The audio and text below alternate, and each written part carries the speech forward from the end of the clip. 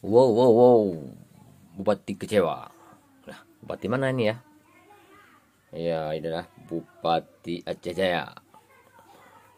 Kenapa kecewa? Beliau sangat kecewa karena pemasangan lantai Masjid Agung Baitul Izzah Aceh Jaya tidak rapi.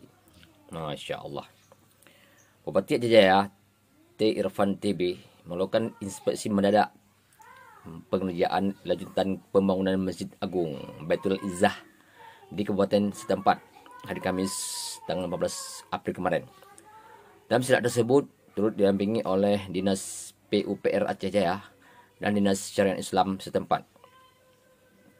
Rencananya Masjid Agung Kebanggaan Masyarakat Aceh Jaya yang berada di Desa Dayah Baru, Kecamatan Kulon Sabi, Calang tersebut akan difungsikan pada 27 Ramadan ini.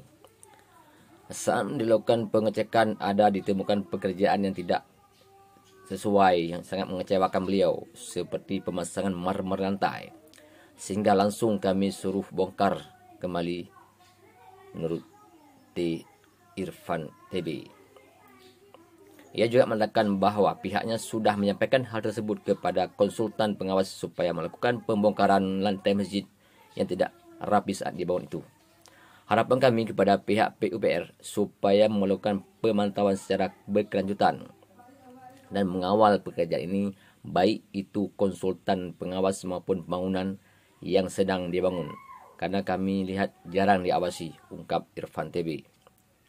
Sekian info dari Aceh Jaya.